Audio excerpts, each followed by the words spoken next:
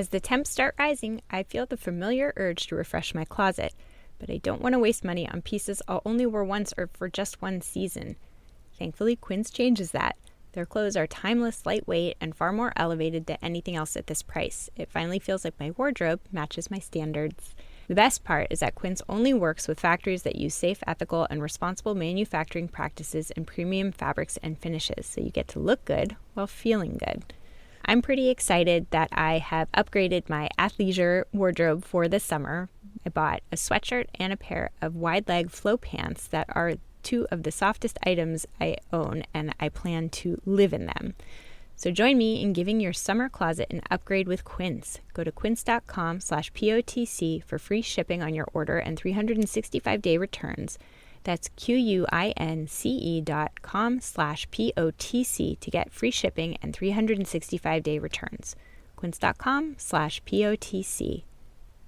Research shows that a mother's happiness is more central to a child's emotional well-being than how much money she makes, how much time she spends with them, or whether she's a stay-at-home or working mom. And I think people don't realize that. That was Ericka Sóuter on Psychologists Off the Clock.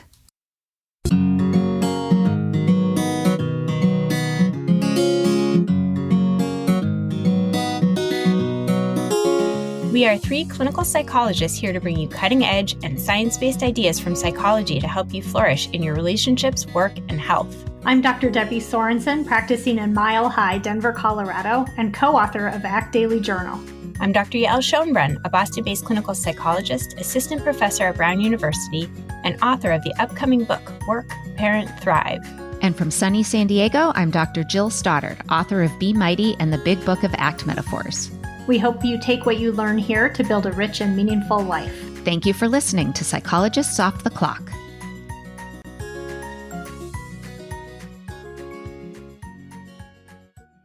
Psychologists Off the Clock is proud to be partnered with Praxis Continuing Education. Praxis is the premier provider of evidence-based training for mental health professionals. And here at Psychologists Off the Clock, we are huge fans of Praxis. One of the things I love most about Praxis is they offer both live and on-demand courses. So if you're really looking for that live interaction with other people who are taking the course, you can get that. Or if you have a busy schedule and you need something that you can just kind of click onto whenever you have time, they offer that as well. And every course I have ever taken from Praxis has really been of such value to me.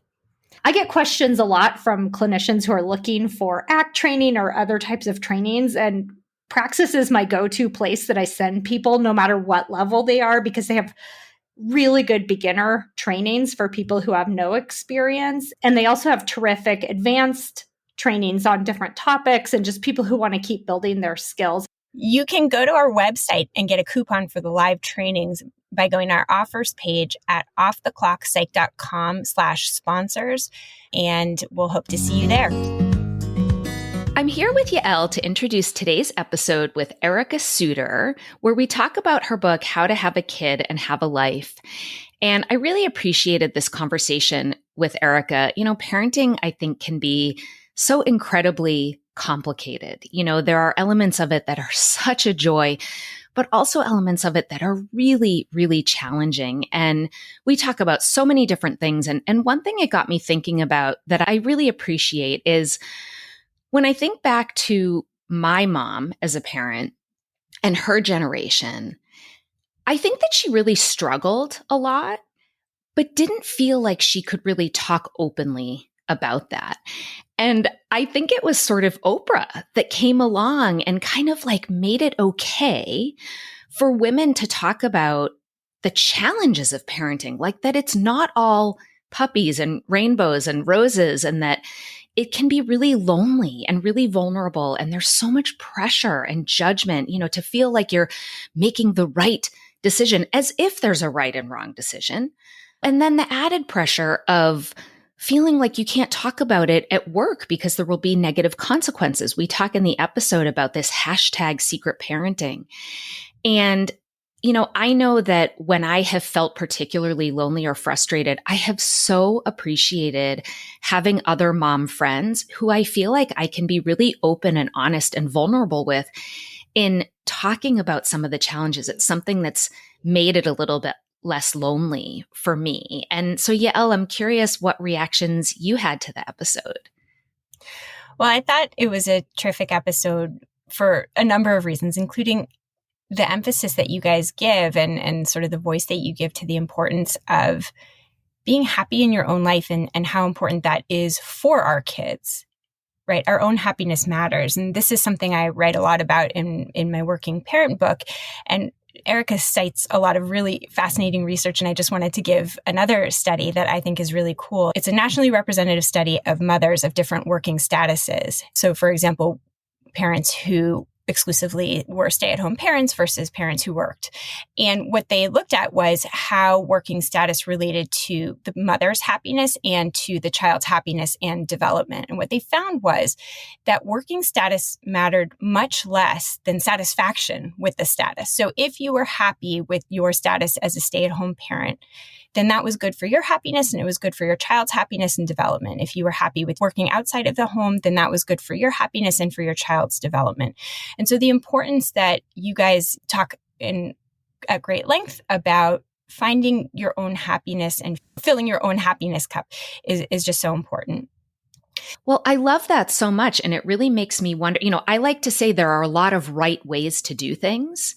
And it makes me, I'd love to see research that investigates a number of different areas like that. That like, if you decide what is best for you and your family and sort of own that decision, whether it's the way you sleep train or the working status or any of the 1,000 other decisions we make as parents, like, I wonder, if that would extend. I think there's a lot to learn from that in terms of making decisions about what's right for you and your family and sort of owning that. And of course, we talk about judgment in the episode too, and how it can be challenging to worry about what everybody else thinks, right? But like really kind of determining what works best for you. That's a really interesting study.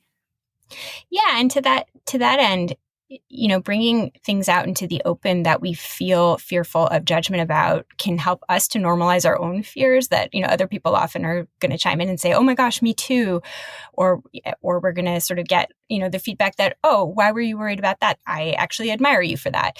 And so I think you guys talk about, the hashtag parenting in secret. And Emily Oster, I remember right after she came out with her second book, Crib Sheet, had this sort of viral hashtag movement of parenting in the open. And it was so wonderful because there was just a slew of parents posting pictures of their kids' artwork in their offices where, on the Zoom, you usually had like people who were kind of pointing the camera away from any evidence of their parenting. And now people were kind of being more intentional about saying, I work hard, I do interesting things in my professional life, and there's also this other part of me. And so embracing the wholeness of ourselves and recognizing that we all have some fears of judgment, that's pretty normal, but that if we can bring our fullness into the open, that we'll often find a lot more acceptance in place to kind of, meet other people who feel similarly than we might anticipate, which is such a wonderful opportunity. I love that. That gave me literal goosebumps when you said that. That's so great. And, we at the podcast, we all love Emily Oster. And I think one of the biggest gifts that she has given to me personally, and I'm sure so many other parents in reading Crib Sheet or in listening to her episode that you guys did on Crib Sheet, is she looks at all the science about these decisions we have to make as parents. Should you breastfeed or should you bottle feed? Should you let them cry it out or should they sleep with, co-sleep in the bed? And I'm going to way oversimplify here, but the bottom line was kind of like, it's all fine. Like in the end, it's all fine. And whenever I see any of her research, I just breathe this huge sigh of relief that like, okay, maybe we can just let go a little more of some of this stress. Yeah. With most things, she finds like it kind of doesn't matter. That's not as important as we make it out to be. But there are a few things. And some of the examples you guys talk about, for example, finding community, that actually does matter. There's lots of ways to do it, but developing for yourself and for your kids a sense of belonging really does matter. How you do it matters less, whether it's through camp or extracurriculars, whether you find mom friends, through your kids or through your own hobbies, that those kinds of things do matter. But so many of the things that we're led to believe matter deeply matter very little. And that's what the science convincingly and compellingly shows us. And so those things we can learn to let go of based on the evidence. I love that. Well, everyone, enjoy this episode with Ericka Sóuter. Hey, everybody, it's Jill here, and I'm thrilled to introduce today's guest, Ericka Sóuter, who's here to talk to us about her book, How to Have a Kid and a Life, a Survival Guide. Ericka Sóuter is a nationally recognized voice in parenting news and parenting advice. She has over 20 years of journalism experience and is a frequent contributor on Good Morning America and other national broadcast outlets, where it's her job to speak to parents across the country about the issues, controversies, and trends most affecting families today. Her new book is How to Have a Kid and a Life, a Survival Guide. Ericka's work appears on The Bump, What to Expect, Cafe Mom, and Mom.com, all high-traffic parenting sites that reach millions of moms each month. Her writing has also been featured in People Magazine, Us Weekly, Essence, Cosmopolitan, Self, and WebMD. She received her bachelor's degree from Georgetown University and master's degree from the Columbia University Graduate School of Journalism. Ericka, welcome. I'm so glad to have you with me on Psychologists Off the Clock. Thank you. I'm so excited to talk to you. This should be a fun conversation. Absolutely. And I think much needed conversation. I love the title of your book because sometimes it certainly feels like, as a mom, it is really hard to also have a life outside of being a mom. Oh yeah. I mean, I spent 5 years interviewing moms across the country for the book, and I didn't have a title picked out before talking to them. I knew the kinds of things I wanted to write about. I wanted to find out more about what they were going through in their personal lives and in their professional lives and in their social lives. And that the title just kind of manifested from that. And I know that listeners can't see that's the cover of the book, but the stork is not dropping a baby. It is dropping a bomb. And that just felt so appropriate based on my conversations with all of these women. Well, that can certainly be how it feels. You have all of these ideas about what it's going to be like to be a parent, and then it doesn't necessarily meet those expectations, and it can feel like it's more like a bomb than a baby that's dropping into your life. Absolutely. You hit the nail on the head. It was all about unmet expectations or unrealistic expectations about what parenthood would be like. And I think on the basic level, people are excited, right? They're excited to have a baby and they do all this prep work, but all the prep work they're doing is stuff. It's like getting a crib, it's getting a car seat, a wipes warmer, which you don't need, by the way, for anyone out there who hasn't. You do not need a wipes warmer. It is like all of these things that we think are going to prepare us for motherhood or parenthood. And in reality, there's so many other things we need to start thinking about and talking about, because the emotional stress of this change in your life is so huge. And I feel like so many of the women I talked to, and I did talk to men as well, they just weren't quite prepared for those changes. Well, it's such a great point about the stuff, right? Like we buy the stuff, we take the classes, so many classes. And I think that it's during a time where we feel vulnerable, anxious, and it's a way to gain a sense of perceived control. If I do the research on all the car seats and I buy the car seat, and this helps make me feel a little relaxed. But then what we're not really paying any attention to is like, and you talk about this in the book specifically, is like, what do we want our marriage to look like, assuming that we're a coupled parent? Talking about some of the things that are maybe somewhat more important than the stuff. But they're also, I think there's a lot of things that happen after a baby comes. The stuff gives you the perception of control. And then the reason the baby feels like such a bomb is because then there are so many things that really feel out of your control, that are very uncertain, that really, stimulate that anxiety. And maybe it catches us off guard because we're feeling pretty prepared because of all the stuff, but it's almost like focusing on the wrong things. Does that make sense? That makes perfect sense, because what I found when I was talking to people, and I'll explain to you how I talked to them. I would, schedule an interview. Sometimes I did group interviews, and I did a lot of one-on-one interviews, sometimes just two people, a couple, or what have you. The whole idea was to make people feel comfortable, that they can kind of let loose and relax and just really share what was going on with their lives. I asked nothing about people's children. No milestones, no how are you getting into college or preschool or whatever. None of that. It was basically like, so what's your day like? What is your most stressful time of your day? Or what was the most surprising thing about this shift in your world or your relationship? And what I found is that like people just never have these conversations. Like even when it came to, you plan to have a baby, you're so excited with your partner or your spouse, and you never talk about what is our philosophy on discipline? Who's going to take off work when the baby is sick? How often will in-laws visit? Will we have a babysitter or will we do daycare? And all these things, then they have to talk about them. Then become these urgent, stressful conversations. And that I felt put a lot of tension on relationships. So I wanted to encourage people to have conversations. So each chapter deals with a different issue, but it's like, well, here's what you need to do. Here are the 20 questions you need to ask each other before the baby arrives, Well, I love what you say about how have marriage after having kids or couplehood, I should say. People don't necessarily have to be married, but couplehood after having kids becomes more transactional. And I had never heard it put that way. And when I read that, I thought, oh God, yes, like that is spot on. And you talk about how instead of that, we do all the planning for the stuff, et cetera, not having these conversations, and that it's just this sort of like wing it mentality, like we'll just figure it out. And then, and I mean, reading this, I just thought, yep, that's me. That was us. That's exactly what we did.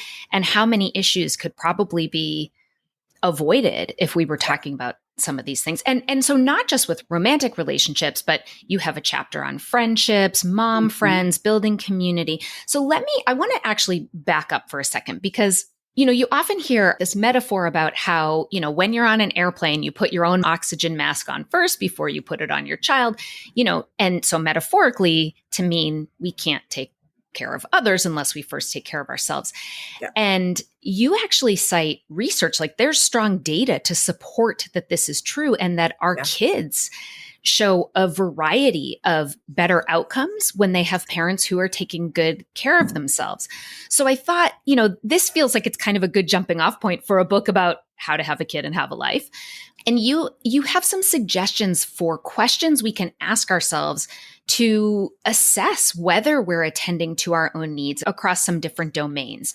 So maybe we can kind of start there. Like, can you share some of those questions? Like, just to get it, like the first step of having a kid and having a life is making sure we're taking care of ourselves. Right. And I think that there are just some basic questions that I started the book with that I felt if you've answered no to these, it's time to take a pause and rethink how you're living your life. And so I'll go over the questions. The first is, am I nurturing my marriage or partnership? Number 2, is my career headed in a good direction if you have a career? Number 3, do I have supportive friends to turn to? 4, do I feel good about myself? 5, do I nurture any of the passions I had before kids? And 6, have I created a social life or hobbies that have nothing to do with my children? And the reason I put these questions in there is that most of the people I interviewed, the answers were no to most of these questions. And these were all things that were such pain points in their life in terms of them feeling fulfilled or feeling like they're doing something for themselves or feeling as though, where did I go? Like, what about me and what I want? Questioning these things doesn't mean you don't love your children and you're not grateful for your family. It means that there's a hole, there's something missing, and it's okay if you take some time to fill it and to focus on it. Well, it really struck me. Like I said, everybody's heard that oxygen mask thing, and yet guilt, the mom guilt persists. The idea that like, if I dare to take time for myself to do something outside of my role as a parent, that I am, harming my child in some way, that I'm selfish, that I should devote everything to this kid. And, I think it's really important that there's actual data to support that this simply is false. And that if you struggle to make time for yourself, maybe to think about the fact that like we know through science that your kids will actually be better off. Right. It doesn't mean you're neglecting your children. In fact, it's a way to offer better care for them in the long run. Absolutely. No one ever thinks that, what I found is so many parents were living their lives overwhelmed and frustrated. And the idea was like, well, my kids are okay. But my kids are okay. The most important thing is that my kids are happy and they're okay. But so there's so much research that tells us that happy couples, right? Couples who communicate, who have a good relationship, that doesn't mean everything has to be perfect, but couples who are happy, if you live in you're a couple, that affects the children in a positive way. So working on your relationship is very important. But in addition to that, research also shows that a mother's happiness is more central to a child's emotional well-being than how much money she makes, how much time she spends with them, or whether she's a stay-at-home or working mom. And I think people don't realize that. And then why should they? Because that's not the popular message about motherhood, right? Right. The message is that give, and it's all about everyone else and it's not about you. But the fact of the matter is, if you are not happy or you're not doing something for yourself, it is very unlikely that you're being the kind of mother or partner that you want to be. Or model. That's something I think about a lot. And that specific finding you just cited, I remember when I was reading the book, writing, wow, in the margins, there were a couple different stats that I hadn't heard before. And that was one of them. And what I often think about with my own kids is I want them to grow up with certain views about, men, women, couples, motherhood, fatherhood, partnership, all of those things. Mm-hmm. And they're not going to learn those things based on what I tell them. They're going to learn based on what they see. And so that's been one of the things that's really motivated me to work on having, for example, an even division of labor and responsibility in my marriage, because I don't want my son to grow up thinking like, oh, I'm a man, I can sit back and if he's heterosexual, let my wife do all the work for me, or have my daughter grow up thinking this is all her responsibility. And so even though it's something that has been a challenging journey, my role as mom, like that role model value of mine, is something that's really helped motivate me to do that. And same goes with, making time for myself, having a life outside of just my role as parent or partner. Mm-hmm. So I hope that that's something people find helpful. I really do too, because what I found was there are some people who seemed, when I was talking about these things, resistant to this idea of carving out a significant part of their time for themselves. And they're stressed, they're overwhelmed, they're tired, they're burned out, all of that. And then I'd ask, I was like, well, would you want your daughter to live this way as a grown-up, as an adult? And that resonated more than me trying to say, oh, but you deserve to have time for yourself. But so I love that you brought up that whole modeling aspect of it, because it's not, for a lot of people, it's not until you say, well, do you want your kids to feel like this when they're grown-ups? Mm-hmm. And then that really resonates with a lot of people, because we don't want no one wants their kids to suffer in any kind of way. Yeah. So, but you also shouldn't want yourself to suffer in any kind of way if you can make things a little better for yourself. And it doesn't have to be these major shifts. You don't have to sell your house and move to Hawaii and live in a beach shack and surf all day. That is not what is required. It really is different for every person. And I even have a worksheet in there to try to figure out what it is that you want or need, or what it is that you feel like you're craving at this point in your life. And I think that's where people have to kind of do some work, right? To ask themselves really important questions, because it could be different for every person. And you just have to make little baby steps to make changes.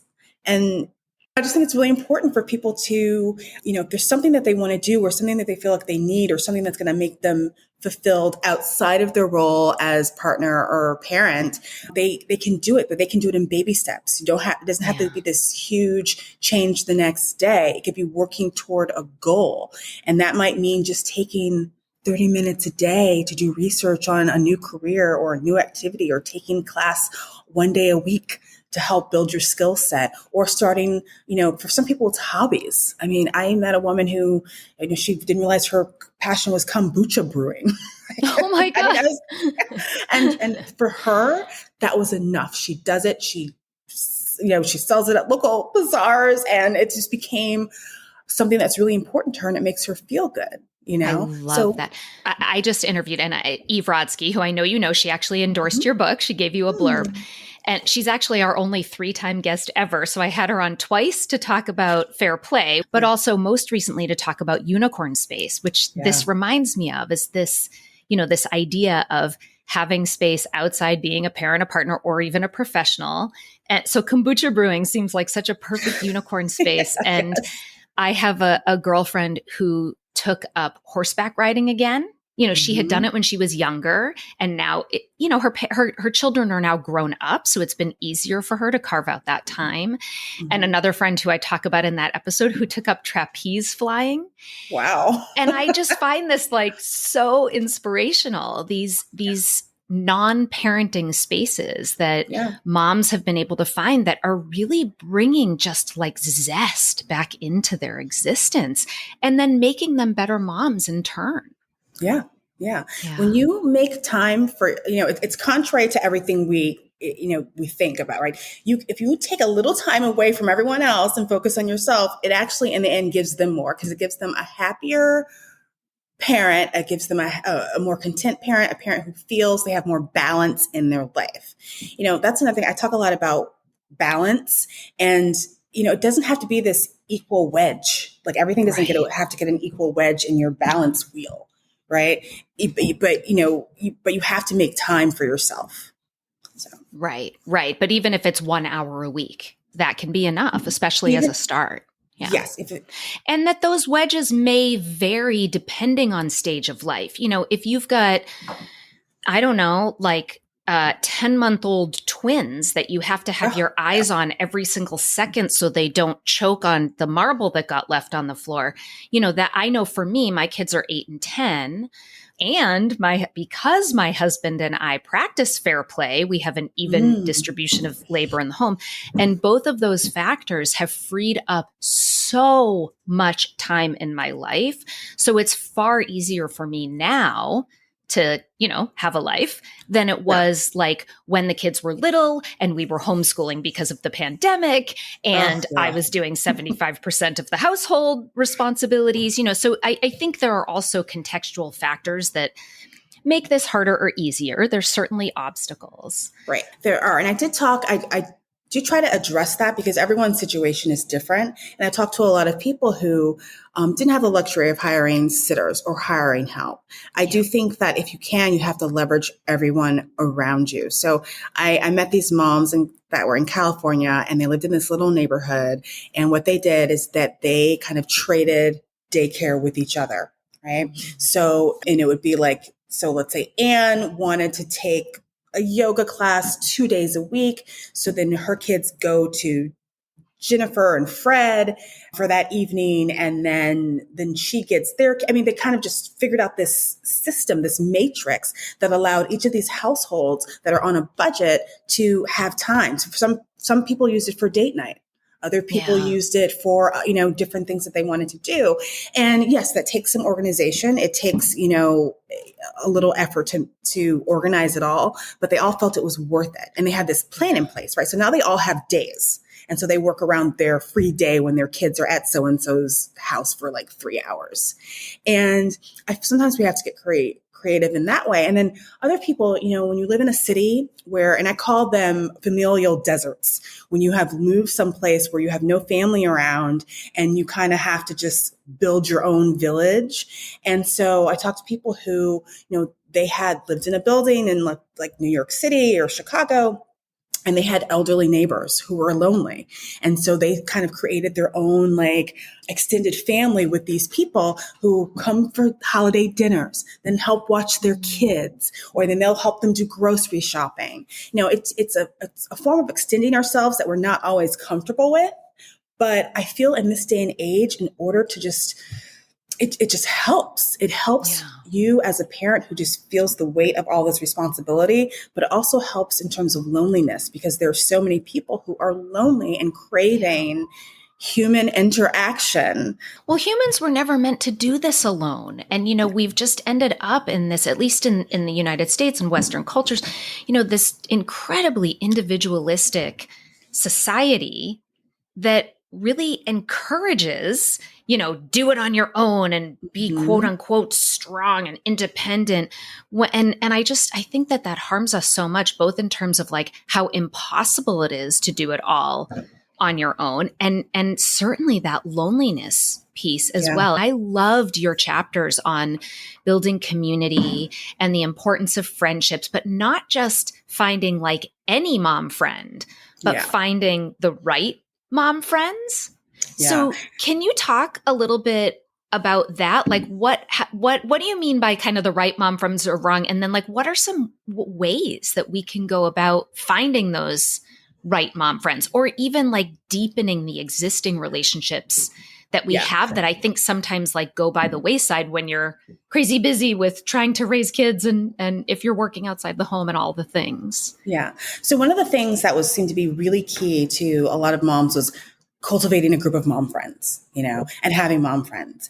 And what I found, of course, I talked to people who struggled to find mom friends, and I wanted to give advice on that.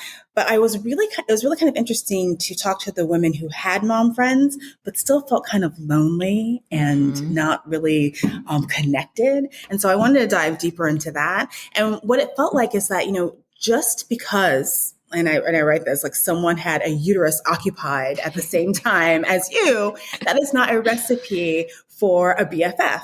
So it has to be more than just having kids the same age. I know that it's the easiest way to find people because you're in the same, like maybe mommy and me class, or you go to the playground at the same time or what have you, but you have to dig a little deeper. And the person you meet may not be your person, and that's okay. But, you ask yourself these questions like, do you have similar values? Right? Do you enjoy talking to this person? Do you feel uplifted when you leave interactions with them, or do you feel more depleted?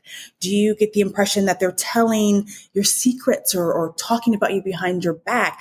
All of these things hurt us, right? Like if we leave an interaction with a group of friends or a friend feeling worse than when we arrived, what are we doing to ourselves? And so I really want people to kind of examine their relationships, and more isn't always better, right? And there's no rule that says all of your friends have to be in this one group.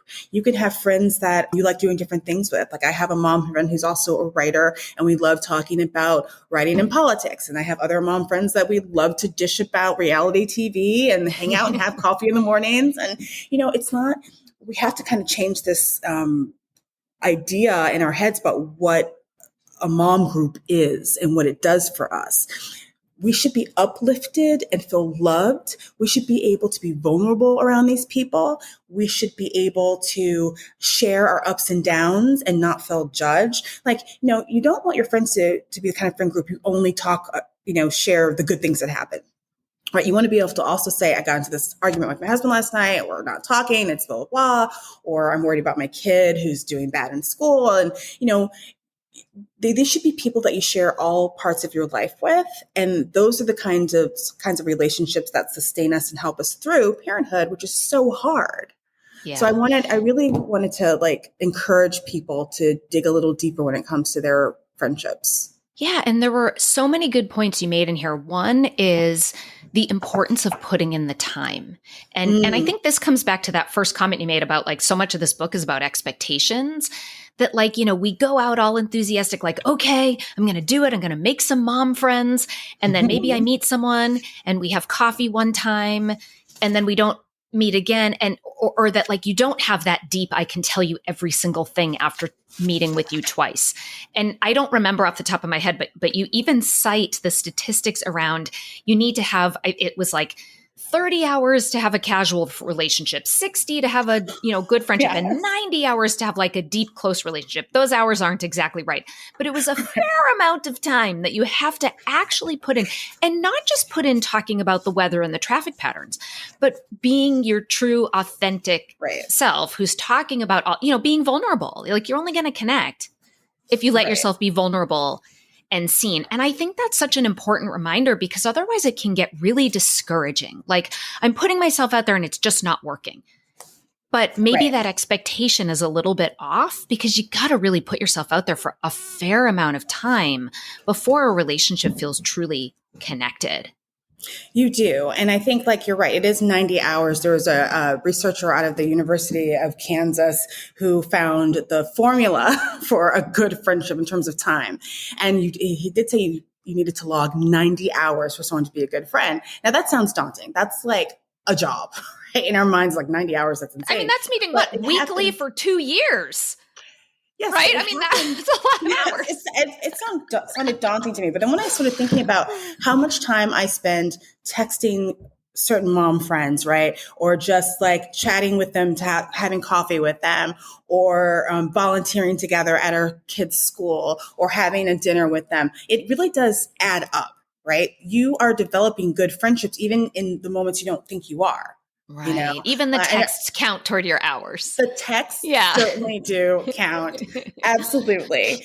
And so, so we are creating these bonds because I think that, to be honest, we in this country and in other countries too, the UK is experiencing this as well. We have an epidemic of loneliness. So we have moms who are surrounded by people and they still feel lonely. And and the reason is, I think it's the types of relationships that they have.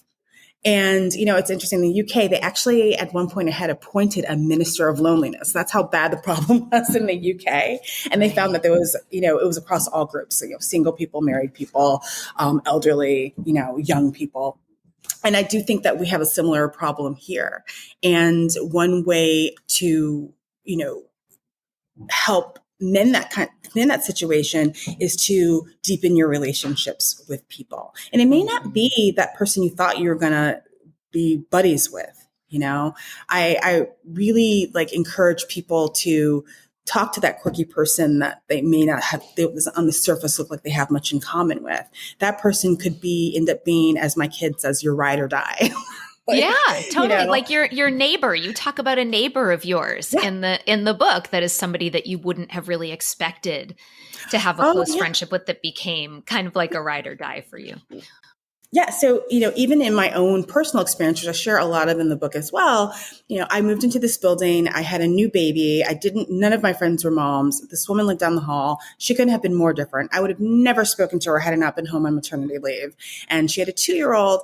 And, she wound up helping me during a really low point in my new motherhood. And I would have never expected that. I would have never interacted with her had we not been neighbors down the hall.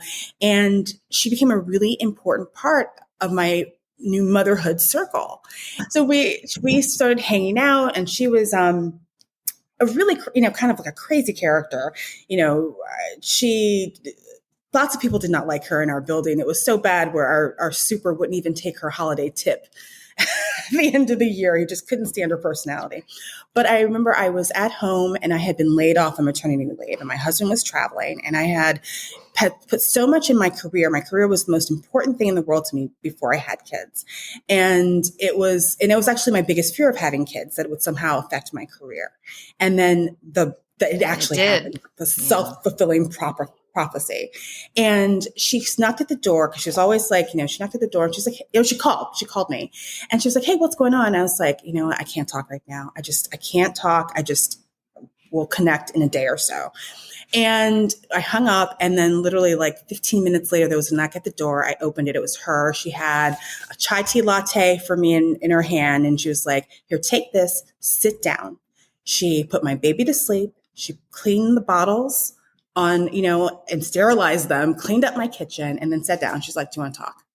And in that moment, it was the nicest thing anyone had done for me. Because I was so down and I was so sad, and I didn't know what, it was so devastating to be laid off from a job I thought was really significant to my identity. And she didn't know what was going on with me, but she stepped in and she wanted to help me. And I feel like that person, had I not just been willing to interact and develop a bond of some sort with this person, I don't know. I don't know what else I would have done in that moment when I was really down and I had no one there to support me at that time.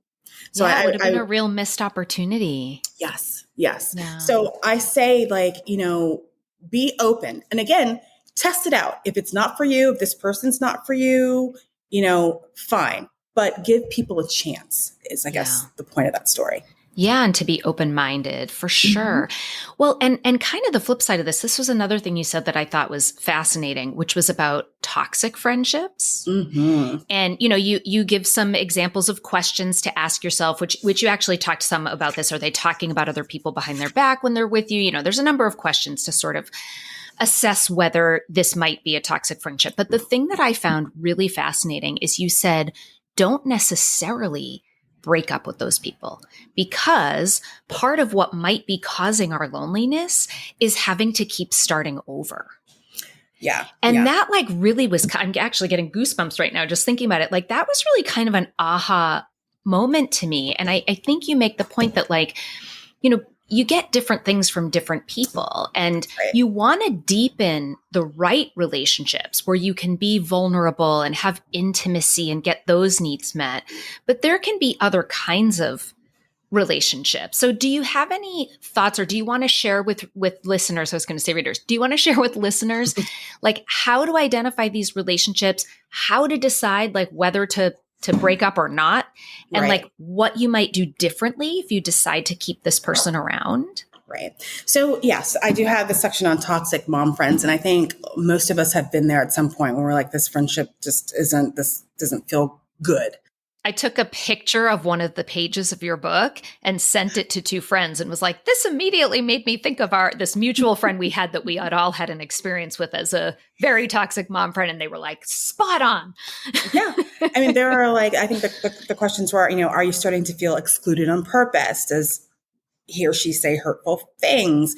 Is he or she overly critical of you? Is she sharing things you told her in confidence, which we talked about earlier? And does she say nasty things about other friends when they are not around? All of those things make us uncomfortable, right? Because we're like, oh, is the same thing happening when I'm not around? Is she saying them about me, or is he saying them about me? And I think those are the kinds of things that should definitely be red flags. But here's the other thing, right? If you know what someone's like, when someone, what is that quote? If someone shows you who they are, believe them, and believe then them. Yeah, I think that's Maya Angelou who said that, right? Yes. And so, but you can decide, well, you know what? This is the person who, when we have mom's night out and they're there, I can laugh with them. I can have a toast, the drink with them or whatever, but this isn't the person that I'm calling at 2:00 in the morning when I'm worried about is this a fever, or if this is something, or this isn't the person I'm sharing the ups and downs of my life with. This isn't the person who's going to celebrate me genuinely and put that person in their box, right? You know what kind of relationship you can have with them. Maybe it's just the fun going out person. So I feel as though, yes, lots of people think, oh, dump the toxic mom friend. That is a possibility. And I have done that myself. I think I couldn't take the stress of having a toxic mom friend personally. But if you have a huge friend circle and this toxic person's a part of it, just limit your interaction with that person and know that you're getting what you need from other people. So, I mean, for some people that works better than cutting them out completely. Yeah. Yeah. It's such a great point. Yeah. It's important that you don't have to dump every toxic, you don't have to dump a toxic mom friend, but I think you have to be real with yourself about when a relationship is beyond repair and when it is time to move on. And that's also a really important skill we need to develop as women and moms. Absolutely. Setting limits, having boundaries. Yeah. And if you're setting limits and having boundaries and people are pushing against them and if you're trying to create a relationship where maybe this is just the fun mom that you go out with to group happy hour, if that still is toxic, even in that context, then maybe at some point it's something you decide to end. We had Nedra Tawwab on the podcast, and she wrote an amazing book about boundaries. So if people are interested in a more, detailed discussion about that, that's a good place to go too. Oh, I know what the other thought I had was that list of questions. This just dawned on me as you were reading them. This is a way that we can assess whether we have toxic friends, but also you could ask yourself, am I that person? Am I talking badly about my other friends behind their backs? And there's a function to this. For some people that feels really bonding, and the purpose of it is to try to be close. And there's a lack of recognition that this can actually do more harm than good. So I think if there are listeners that are like, oh, shoot, am I the toxic friend? That's an important way to become self-aware too. and if you're noticing that people are enacting a lot of boundaries with you or seem to be breaking up with you, to do some like soul searching about what maybe needs to be different so that you can not be lonely too. That would be a lonely place to be, It is. It is. Let's talk a little bit more about judgment. You also talk about these like so-called mommy wars where women are judging each other for, working versus stay at home, breast versus bottle, co-sleeping versus crying. I mean, any of the thousands, hundreds of thousands of choices we have to make as moms.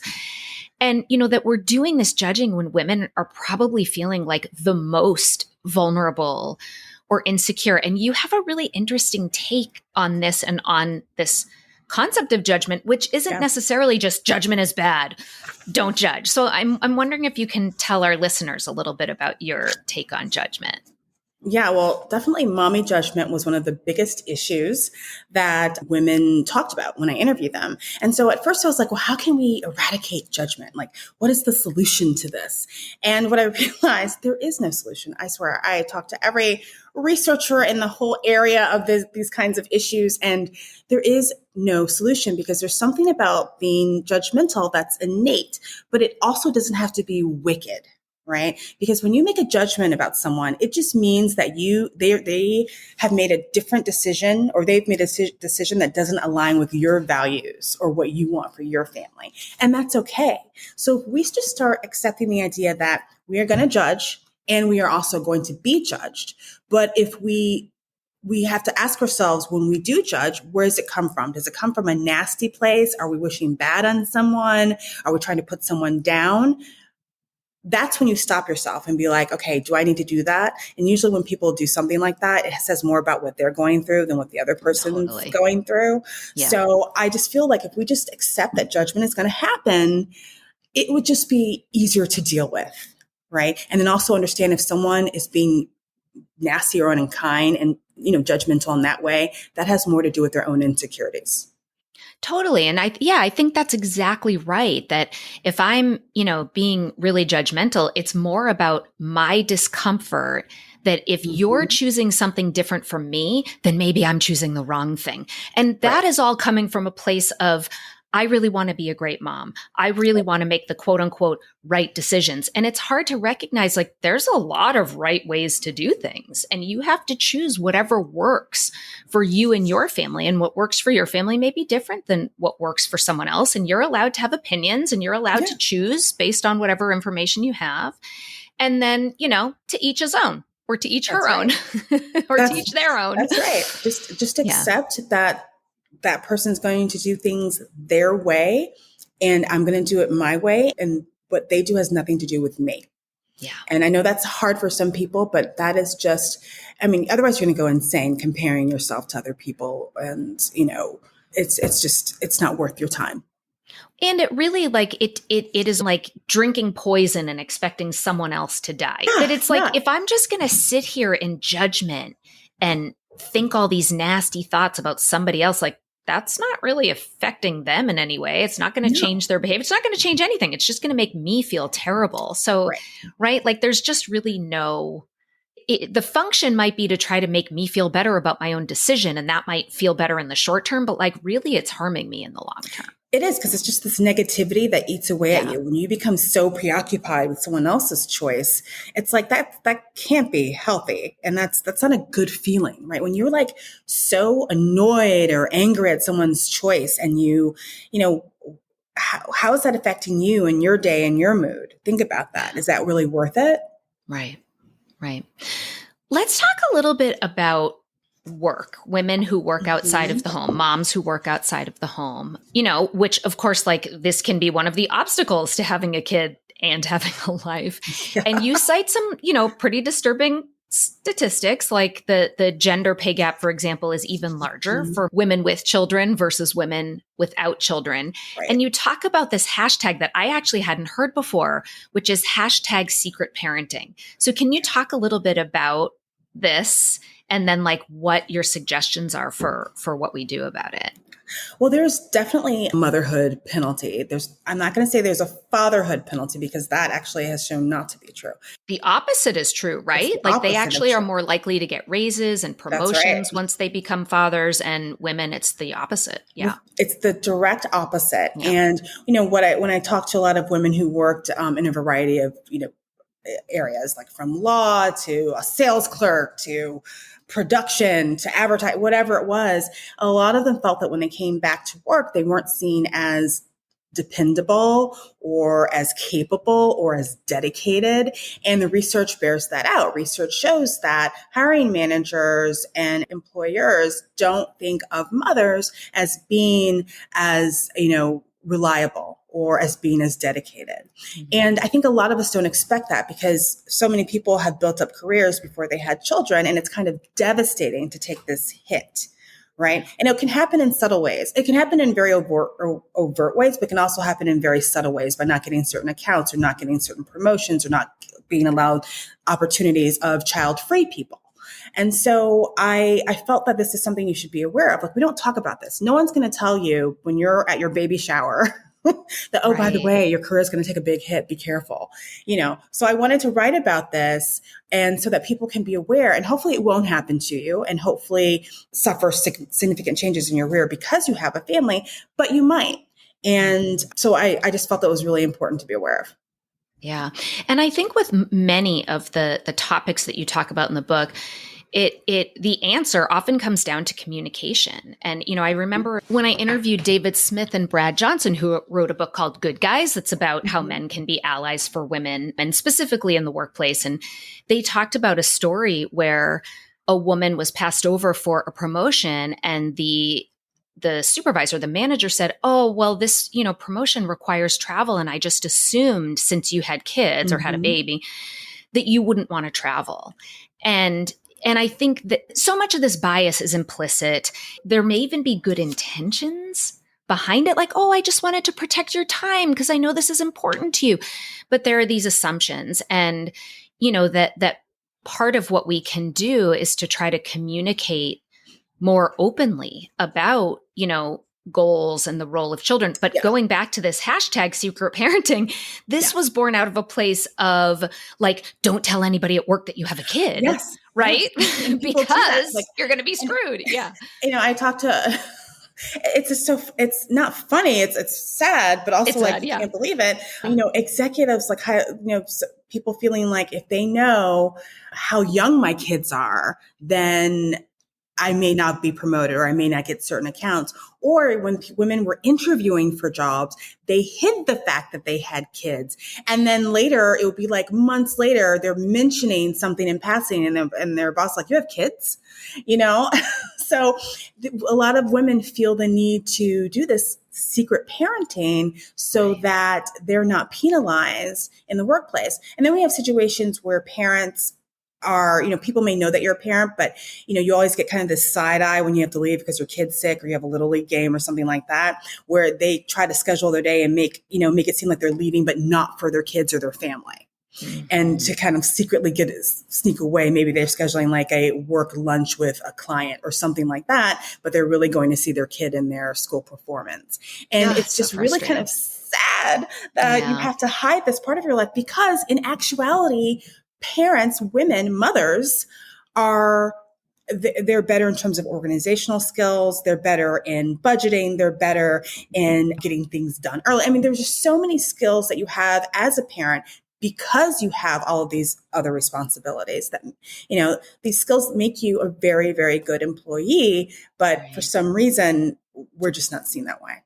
Right. There's all these assumptions out there that aren't based on actual fact. And of course, I think it's important to say that, these are organizational and systemic issues. And really, like, the onus shouldn't be on us as individuals to try to fix this problem, of course. And the wheels of change spin at the absolute slowest pace ever. And Right. so, it's like in the meantime, my hope is that the more we talk about these things, right? Again, communication, almost like a grassroots effort, that the more transparency there is, the more communication there is, the more awareness there is of things that you just mentioned, that like mothers actually make great employees. And how can we make sure that the people at the top who, are often white men, privileged men who have like, I forget what the statistic is. Eve Rodsky talks about this. I want to say it's something like, I always get these wrong, but I can always look it up. We can put it in the show notes, but it's like 70% of the men in the C-suite are, married to women. They're like cis, hetero, white, etc. They're married to women who aren't working, who are basically taking care of everything at home. And so those men that are in positions of power who are making decisions are making them based on an experience that is not the same as like most of the people that are working below them. And so that creates a real obstacle to some of this organizational and systemic change. It does. But one of the benefits of this terrible pandemic we've lived through. People are more focused than ever on emotional well-being and balance. And I find that a lot of companies are listening more and trying to create a more balanced life for their employees. And I also find that employees are also being more honest about their childcare issues and their need to have a time to shut things down. Now, it's not always easy in every industry. This is not something that is going to be solved in the next year or two. I think it's still going to take time and a change of the way we think about parents and caregiving and helping to support people who are caregivers. But I do see a shift. There's definitely a shift in work culture that is paying more attention to the emotional and mental health of Do you employees. think part of that came, we know that the great majority, if not all, that like all of the workers lost to the workforce during the first 2 years of that pandemic were almost all women? Yeah. And do you think that that's part of this kind of like great awakening of like, oh my God, they were almost all mothers, I should say, right? That it was just impossible for women to, homeschool and parent and work and do all the things. And many of them ended up leaving the workforce. And I wonder if that's part of what's like opening eyes in more corporate culture or other kind of work settings. Yeah, I think there's been a lot more media attention to the part women play in the Great Resignation and why women felt the need to resign from their jobs. And there is this, we're paying much more attention to what it means to be a caregiver and what those responsibilities look like and how unfair that extra, I don't want to call it a burden, but your extra responsibilities you have as the primary caregiver and a full-time employee. And this isn't just people with kids. These are people who are caregivers who are taking care of elderly parents or a sick spouse or partner. So I think all of these issues are being brought to the forefront because during the pandemic, so many people quit their jobs or lost their jobs, or people were trying to balance their jobs with home. And there was no clear delineation between home and work. Everything merged together. And so I feel like it's created a lot more discussions and a lot more managers and people who run companies. They don't want to lose more good people. And that's the other thing about the Great Resignation. A lot of companies now are in desperate need of employees. Right. So I think one of the first times I feel like there's this shift where employees in certain industries have more power than they've ever had, where they can ask for flex schedules and they can ask for certain amounts of time off or certain, days in the office and days home. And that is because of all these things that have happened to us during the pandemic. And the proof has been in the pudding. For the people who have remained in the workforce, they're more productive, not less, since they've had more flexibility, since they've been working from home. So whatever fears there have been about, if I grant flexibility, work from home, et cetera, that productivity is going to dip, and the opposite has been true. And so I think there's been some, experiential learning there too. It is. But I do love what we said about communication. Like when you are a new mother or you're a mother and in the workplace, you have to kind of sell yourself. You have to let them know what you're capable of, what you've done, what your wins are, what your successes are. I think typically we don't boast about our accomplishments, right? That's not something women in general do. But I feel like we need to let our employers know leading up to our maternity leave, all the things that we've done, all the things that are on our plate, where we add value to the company. And then when we get back, letting them know that, here's what I provide, here's what I do, here's what my schedule is. I feel like we have to be kind of direct and honest about the value that we add. Yeah, be our own advocates. And I think for anyone who's listening, who's in a position of power, who's in a leadership position, to think about ways that you may be able to change your own work culture. Like, how can I be a boss that supports the women, mothers, parents, dads too? Like, because that's just men have to be part of this conversation too. Like, I need to, we know that paternity leave is actually one of the best things we can do toward women's equality.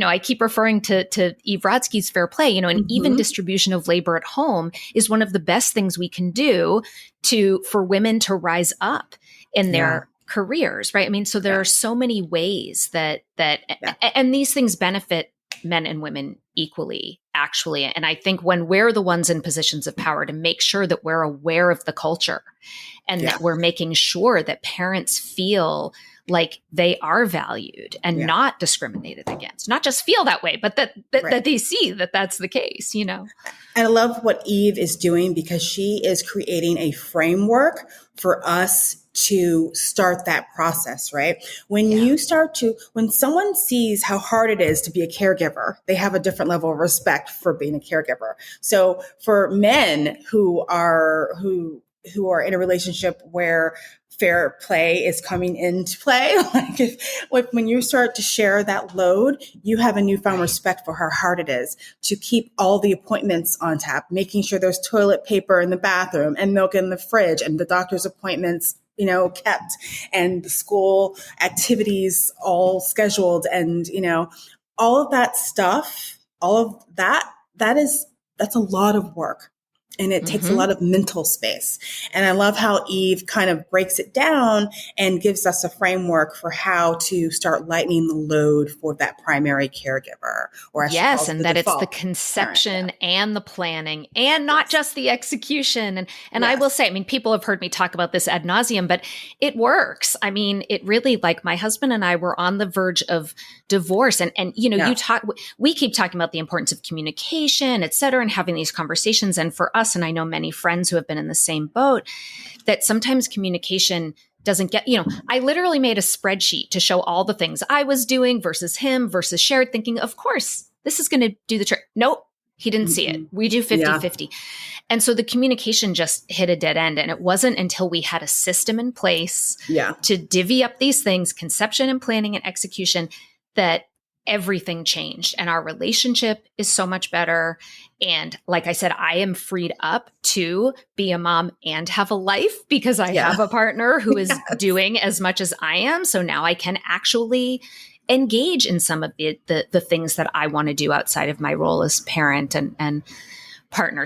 And also, if you have a male in a C-suite who's practicing fair play, that awareness that you're talking about around, gosh, like, there's so much that needs to, that's going to end up trickling down in that corporate environment as well, right? The expectations of men and women and, et cetera. I feel like that's absolutely true. It really, and so I really would encourage any person out there who is kind of struggling and feels overloaded with things at home, right, to have a conversation. And it does start with a conversation. And then you can, in a book like mine, you have here are the questions, like, let's talk about how I'm feeling, how you're feeling, and what you expect and what I expect. Right. And then you have a book like Eve's, and it's like, well, here's a framework of how we move forward to make it better. Right. And she says it's not a 50-50 split. That doesn't always make sense for a lot of couples, but it's about taking ownership of something in the home so that you understand what it takes to see it through, to see it through. It's what you as a couple deem quote unquote fair. It's not about the number of tasks each person holds. Yeah.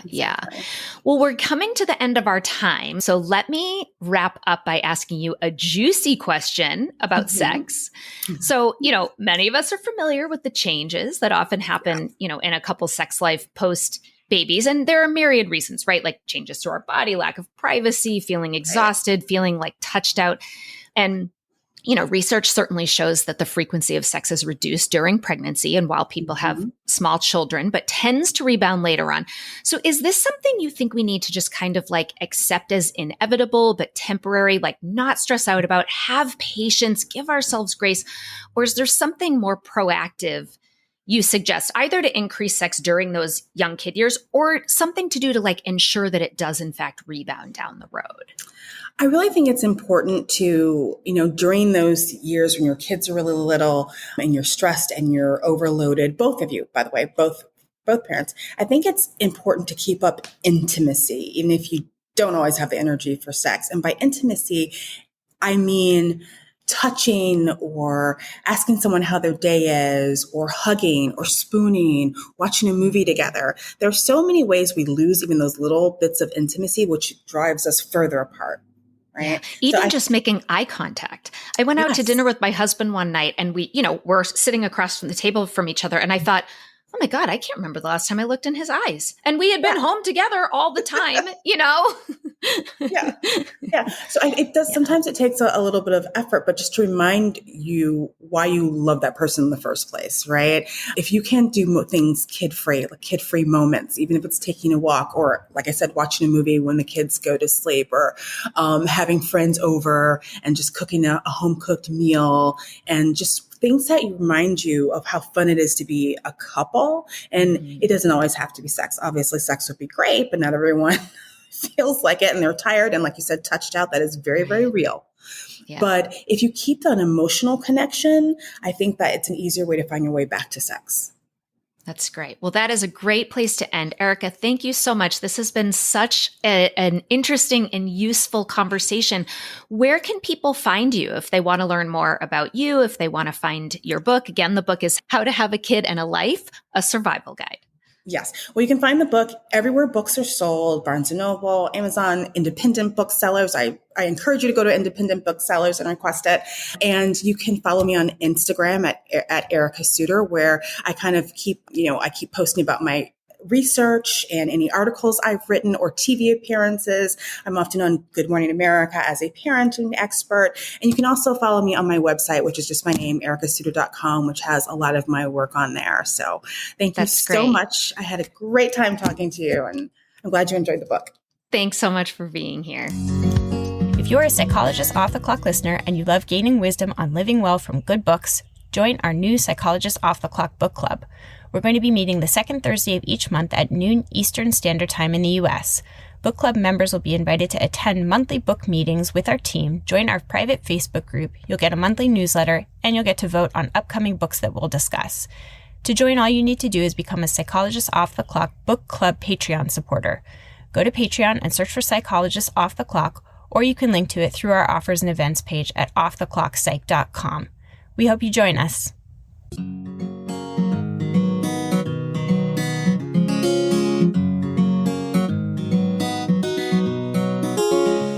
Thank you for listening to Psychologists Off the Clock. If you enjoy our podcast, you can help us out by leaving a review or contributing on Patreon. You can get more psychology tips by subscribing to our newsletter, and you can find us wherever you get your podcasts. Connect with us on social media and purchase swag from our merch store by going to our website at offtheclockpsych.com/merch. We'd like to thank our strategic consultant, Michael Harold, our dissemination coordinator, Katie Rothfelder, and our editorial coordinator, Melissa Miller. This podcast is for informational and entertainment purposes only and is not meant to be a substitute for mental health treatment. If you're having a mental health emergency, dial 911. If you're looking for mental health treatment, please visit the resources page of our website, offtheclockpsych.com.